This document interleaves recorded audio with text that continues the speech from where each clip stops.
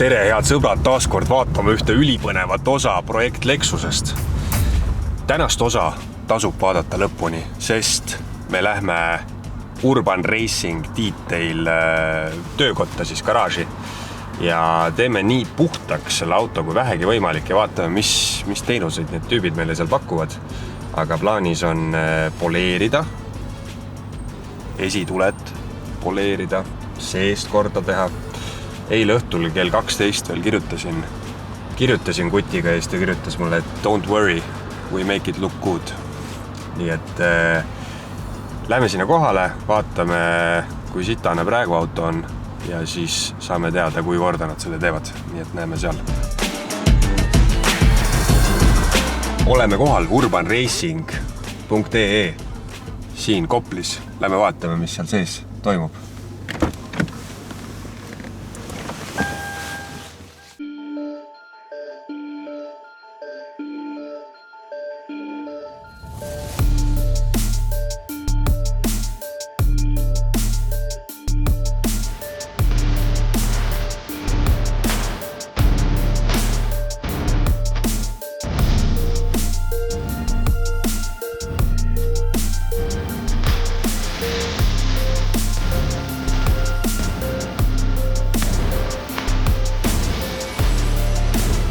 Auto ma andsin nüüd Urban meestel üle, tagasi peab jalgsi minema, aga vaatame siis, kui läikima nad selle löövad ja tuleme reedel tagasi, saame auto kätte, siis näeme, mis on tehtud.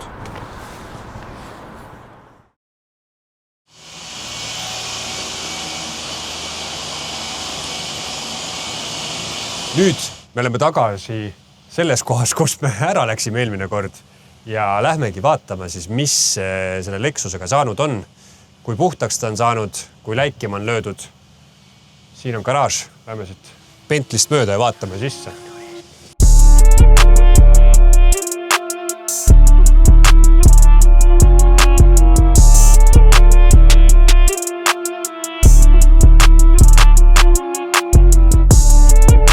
Viktor, tere. Urban Racingu boss. ja ei ole boss, aga juhataja. No põhimõtteliselt töö taga käib. Auto on täiesti teistmoodi näeb välja, kui siis, kui ma ta siia tõin on ju. Aga räägi, mis tehtud sai? Tegelikult sellele autole me tegime siis täis detailingu paketi. Et see on meie kõige populaarsem pakett, mis praegu üldse nagu me saame pakkuda. Et see pakett sisaldab siis siuksed asjad nagu pigipesu, täis rauaemelduse pesu, kera pealt, velgide pealt. Siis on seal L-jõutuspesu, käsipesu šampooniga, siis me teeme seal kontaktivaba kuivatus koos soe õhuga ja spetsvahaga. Siis kera pealt me tegeme ühe etapiline lägistav poleerimine, siis meie väga hea nagu pastaga ja padjaga, see on siis Angel Wax, et nagu see on super hea materjal ja siis ainet, mis me kasutame. Seest me tegime siis samamoodi talle täis detailingu pakett, mis sisaldab siis salongi koristus, kõik need plastiku puhastused, kõik need uksavahed, istmed, vaibad, kõik asjad puhtaks. No, aga räägi mulle sellest poleerimisest, et põhimõtteliselt, et kuidas see käib, kui mul on auto kere sees või värvi peal, ütleme, et mul on mingi kriim on ju, et kas selle kriimu või kas poleerimise eesmärk on nagu saada kriimudest lahti? On olemas täiesti erinevad poleerimised, et on olemas üheetapiline poleerimine, kaheetapiline poleerimine, kolmeetapiline poleerimine. Ehk me nimetame neid nagu siis one step, two step ja heavy cut. Ehk üheetapiline poleerimine tähendab see, et laki pealt sa saad ainult siuksed väiksemad pingvised kriimud maha ja siis annab siuksele värvile ja lakile lisaläiked juurde. Kui sul on mingid sügavamad kriimud, mis tavalise poleerimisega selle üheetapilise poleerimisega maha ei saa, siis peaks kasutama ikkagi 2 etappi või 3 etappi. See tähendab see, et on olemas siis heavy cut pasta, heavy cut poleerimispadi, siis tehakse sellega, see tähendab see, et seda laki kiht nagu praktiliselt lihvitakse nagu sügavamalt maha, et need kriimud välja saada. ja siis, kui see kõik tehtud, siis tehakse veel täispoleerimine, täpselt kõik samad kohad, terve auto, selle fine finish nagu näiteks pastaga, mis on pehmem ja annab samamoodi taastab seda läikit juurde. Aga räägi sellest, et kivitäkked on kõigi probleem, on ju, et sõidad autoga, siis siin ees on tavaliselt kõik kivitäkkeid täis lendab, on ju, et kuidas see kivitäkke või mis te sinna nagu sisse panete või? Tegelikult see on meil juba tehnoloogia ammu meie kasutuses ja see tehnoloogia on Soomes patenteeritud. Et üks mees tegi selle formulat, ütleme niimoodi nagu ja kõik seda tehnoloogia värvid, sest spetsvedelik umbes 7 aastat, et nagu kõik see toimiks. Ja need tehnoloogia, mis me kasutame nagu seal praegu pärast näha, et spetsiaalse nagu kumispahtliga pannakse see autovärv sinna kivitäkke peale, kere peale ja siis spetsvedelikuga, mis me nimetame secret sauce nagu, pestakse ülejäänud värv selle kere pealt maha ja see värv, mis jäi sinna kivitäki sisse, see jääb sinna sisse. Ehk põhimõtteliselt nagu see ei jätta kere peal mingit nagu ütleme niimoodi plekki või midagi, aga auk saab täidetud, sinna siis niispusrooste ja mingid muud mustused ei teki ja siis see on pikaajaline siuke, et mingi kuni 4-5 aastat see kestab seal. No räägi, Viktor, sellest, et miks üldse võiks tuua auto teie juurde ja miks üldse poleerida ja puhastada, et sa mainisid vaata seda rooste asja, et põhimõtteliselt kivitäkkest saab algus, rooste, aga mis see nagu põhieesmärk on? No tegelikult põhieesmärk on see, et ikkagi ilusaks saada. Ei, no ilusaks see on ütleme niimoodi see kõige viimane asi nagu. Aga üks asi on ikkagi ja kõige suurem põhimõte selles, et autot reaalselt vaja hooldada. Et vahet ei ole, kas sa vahetad iga aasta nagu see õli seal mootoris, täpselt sama on vaja hooldada seda auto kere. Et kõik meie ilmatingimused, eriti Eestis nagu soola, siis on see talv, siis on kivid, teed on tolmused, kõik see liiva pritsitakse, siis on samamoodi, kellel on mingid pered ja nii edasi, on lapsed nagu teised inimesed löövad uksega need kriimud sisse, nagu mõlgid sisse ja nii edasi. Ja siis lõppude lõpuks, mis see annab? See annab see, et auto väärtus, edasi väärtus kahaneb. Ja, et põhimõtteliselt nagu see auto väärtus tulevikus lihtsalt langeb ja langeb ja langeb. Et samamoodi kindlasti, et mul on päris palju, praktiliselt 90% nagu klientidest tahavad nendest kivitäkkedest lahti saada, sest kõigepealt see on iluasi, teine on see, et samamoodi nad kindlasti teavad, et sinna tekitab rooste ja siis nad näevad, et seal tekitab rooste, siis tekivad mullid ja siis, kui seda ei parandada nagu enne, siis sa pead teisi detalle üle värvima. Et kes tahab üle värvida detaili, mida keegi ei taha nagu värvitud auto endale või nagu kallimaid remonti teha, et kapott on vaja värvida, siis tiivad vaja värvida ja nii edasi ja nii edasi. Ja samamoodi selle auto müügiväärtus tulevikus kindlasti natuke nagu rohkem, kui keegi läheb, vaatab näiteks auto samasugune, mis on täiesti ilus, hooldatud, poleeritud, kivitäkket ei ole, kriimud ei ole ja siis läheb, vaatab teine auto, mis on nats odavam, aga ta peab sinna investeerima.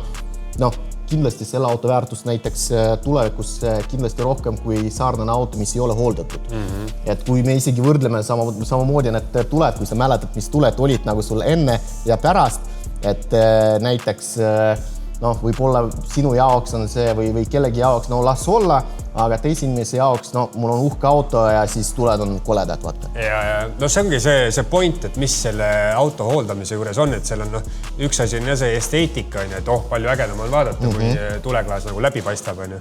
Aga põhimõtteliselt võib ju sealt ka võtta selle, et kui sul on kui sõidad on ju kott pimedas öösel ja sul ongi kehvem nähtavus on ja sul tuled ei paista nii kaugele ja sõidadki põdrale otsa. Kindlasti turvalisus, see on ka üks asjadest, et samamoodi, et näiteks see pakett, mis siin tuledele tegime, et samamoodi see täispoleerimine ja siis meil on paketi sees seal keraamiline kaitse. See tähendab see, et nüüd, kui sa sõidad, siis kui see taoline poleerimine teed, siis praktiliselt sul need tuled võib olla mingi 3 kuu pärast nagu päiksega lähevad uuesti tuhmaks. Aga nüüd, kui panna see keraamiline kaitse ikkagi, siis põhimõtteliselt taasta nagu seda teha see lakikiht nagu uuesti, nagu mis sai poleeritud. siis see kestab sul nagu rohkem ilusana, siis ei lähe tuhmaks, see on üks asi. Ja pluss veel keraamika omadus on see, et ta annab sulle hüdrofoobilise efekti, kus sul on see pigi, pori ja nii edasi, ta ei kleepu sinna külge, vaata. Siis sul on tuled kogu aeg nagu puhtam, vaata. No super, igatahes minu poolt suur tänu teile, et väga ilusaks olete auto teinud ja kohtume veel, edu!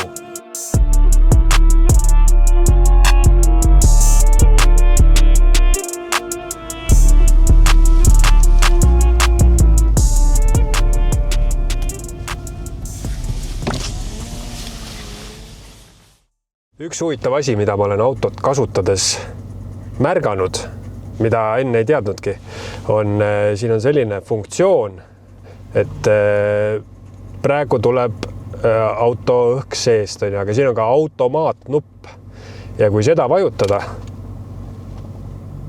siis tekib ette selline smoke sensor ja see on siis selline asi, et kui sinu ees sõidab üks lõriseva diiselmootoriga vana Mersu, mis ajab jõhkralt tossu välja, siis see auto põhimõtteliselt automaatselt lülitab ümber siseõhule, et ta sulle seda tossu ninna ei puhuks. Nii et väga-väga huvitav ja siin sensoril saad siis selle asja veel tundlikkust reguleerida, et kui väikse tossu joa peale ta võtab. Ja üleüldse selle autoga sõites ma olen avastanud väga palju selliseid pisidetaile, mida esialgu võib-olla ei oskakski tähele panna, et LS-i mehed, kui teil on kogemus selle autoga, siis andke mulle teada, mis nupukesi siin veel on. Siin avastada on kõvasti ja kui midagi leian, siis annan teile teada. Ja näiteks vaadake. Tagakardin. Vajutame. Põmaki. Topelttoon. Vajutame uuesti. Põmaki alla. Vaatame, kas see funktsioon töötab. Ma vajutan kardina üles ja nüüd ma panen sisse tagurpidi käigu ja lähebki automaatselt eest ära. Sa vahi nalja. Nii, aga nüüd lähme tanklasse.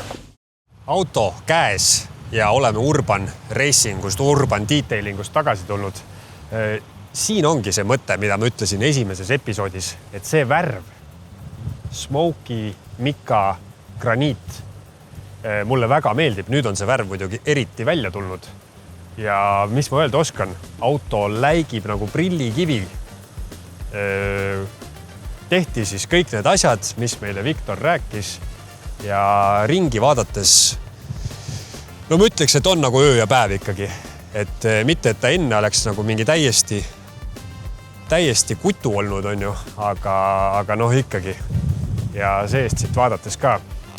Aga uste lahti tegemine tuletab mulle meelde, milline tuulepea mina olen.